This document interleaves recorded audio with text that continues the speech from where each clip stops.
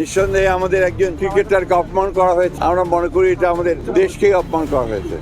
IPL থেকে বাংলাদেশি তারকা pacer Mustafizur রহমানকে বাদ দেওয়ার ঘটনাকে দেশের খেলোয়াড় ও জাতীয় মর্যাদার প্রতি চরম অসম্মান হিসেবে দেখছেন বিএনপির মহাসচিব মির্জা ফখরুল ইসলাম আলমগীর।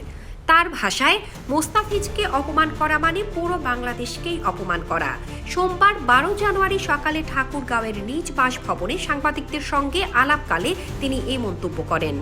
মির্জা ফখরুল বলেন, আন্তর্জাতিক ক্রিকেটের সঙ্গে রাজনীতি জড়িয়ে পড়েছে, একই সঙ্গে জড়িয়ে রয়েছে দেশের সম্মান।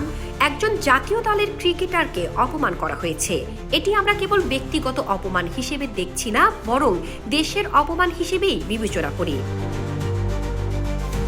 তিনি আরও বলেন, বাংলাদেশ ক্রিকেট বোর্ডের ভারতে না যাওয়ার সিদ্ধান্তের সঙ্গে তারা একমত। পাশাপাশি দেশের স্বার্থে ছোট বড় সব বিষয়েই সবাইকে ঐক্যবদ্ধ থাকার আহ্বান জানান তিনি। এদিকে বিসিবি আন্তর্জাতিক ক্রিকেট সংস্থা আইসিসিকে চিঠি পাঠিয়ে জানিয়েছে, আসন্ন টি-20 বিশ্বকাপের ম্যাচগুলো ভারতের পরিবর্তে যৌথ আয়োজক দেশ শ্রীলঙ্কায় আয়োজনের দাবি জানানো হবে। আইসিসি আজ অথবা আগামীকাল এই বিষয়ে সিদ্ধান্ত জানাতে পারে বলে জানা গেছে। মুস্তাফিজুর রহমানকে আইপিএল থেকে বাদ দেওয়ার পর থেকেই বাংলাদেশ ভারত ক্রিকেট সম্পর্কের মধ্যে টানাপোড়েন শুরু হয়েছে। এর প্রভাব পড়েছে বিশ্বকাপের ভেন্যু নিয়েও। ভারত সফরের পরিবর্তে শ্রীলঙ্কায় ম্যাচ খেলতে আগ্রহ দেখাচ্ছে বাংলাদেশ দল।